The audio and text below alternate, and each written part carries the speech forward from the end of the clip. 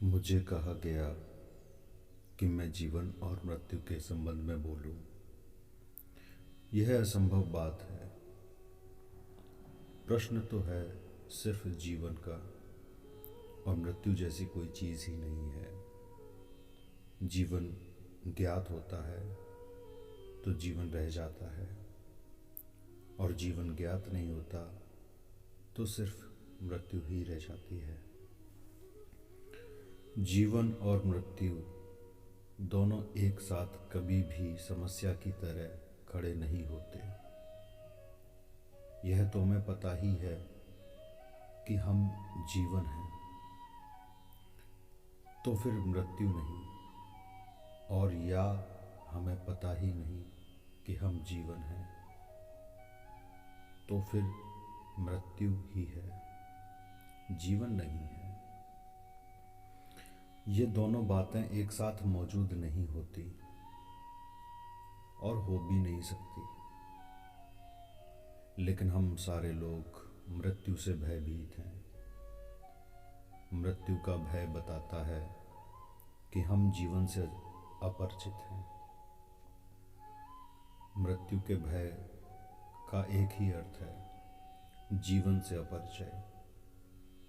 और जीवन हमारे भीतर प्रतिपल प्रवाहित हो रहा है, श्वास श्वास में, कण कण में, चारों ओर, भीतर बाहर सब एक तरफ जीवन है,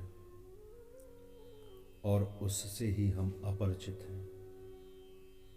इसका एक ही अर्थ हो सकता है कि आदमी किसी गहरी नींद में है।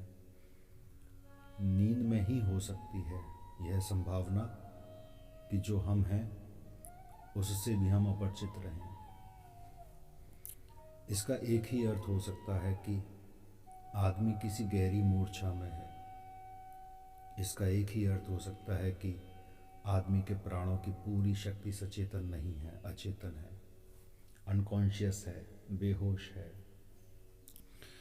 एक आदमी सोया हो तो उसे फिर कुछ भी पता नहीं रह जाता कि मैं कौन हूँ, कहाँ से हूँ।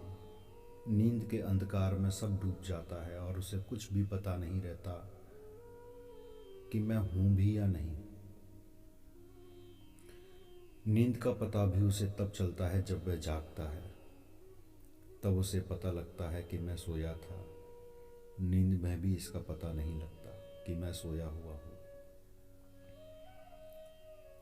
जब नहीं सोया था तब सब पता चलता था कि मैं सोने जा रहा हूँ।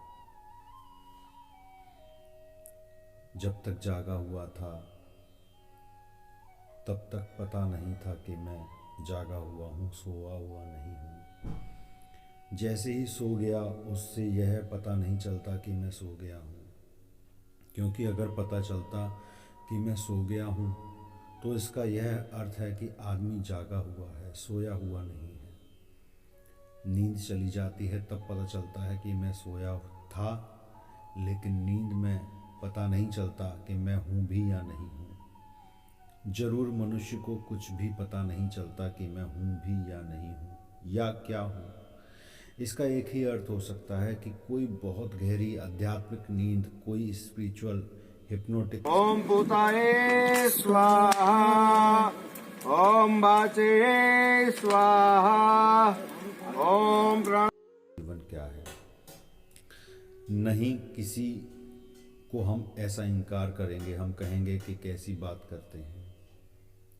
हमें पूरी तरह पता चलता है कि जीवन क्या है। हम जीते हैं, चलते हैं, उठते हैं, बैठते हैं, सोते हैं। एक शराबी भी चलता है, उठता है, बैठता है, सोता है, श्वास लेता है, आंखें खोलता है, बात करता है। एक पागल भी उठता, बैठता है, सोता है, श्वास लेता है, बात करता है, जीता है। लेकिन ना तो शराबी होश में कहा जा सकता है, ना पागल सचेतन है यह कहा जा सकता है। एक सम्राट की सवारी निकलती थी। एक रास्ते पर एक आदमी चौराहे पर खड़ा होकर पत्थर फेंकने लगा और अपशब्द बोलने लगा, गालियां बकने लगा। सम्राट की बड़ी शोभा यात्रा थी। उस आदमी को तत्काल सैनिकों ने पकड़ लिया और कारागृह में डाल दिया। लेकिन जब वह गालियां बकता था और अपशब्द बोलता था तो सम्राट उस समय हंस रहा था।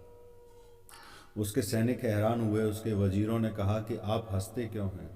उस सम्राट ने कहा कि जहाँ तक मैं समझता हूँ उस आदमी को पता ही नहीं कि मैं क्या कर रहा हूँ। जहाँ तक मैं समझता हूँ मुझे लगता है वह आदमी नशे में है। खैर, कल तक उसे मेरे सामने ले आए। कल सुबह वह आदमी सम्राट के सामने लाकर खड़ा कर दिया गया। सम्राट उससे पूछने लगा कि कल तुम मुझे गाली देते थे, अपशब्द बोलते थे, क्या कारण था उसका? उस आदमी ने कहा, मैं और अपशब्द बोलता था? नहीं महाराज, मैं नहीं होऊंगा। इसलिए अपशब्द बोले गए। मैं शराब में था, मैं बेहोश था, मुझे कुछ नहीं पता कि मैंने क्या बोला, मैं था ही नहीं। हम भी नहीं हैं, नींद में चल रहे हैं, बात कर रहे हैं, प्रेम कर रहे हैं, घृणा कर रहे हैं, युद्ध कर रहे हैं। अगर कोई दूर के तारे से देखकर मनुष्य जाति को, तो वह यह समझेगा कि सारी मनुष्य जाति इस भांति व्यवहार कर रही है कि जैसी गहरी नींद में, बेहोशी में कोई व्यवहार करता है।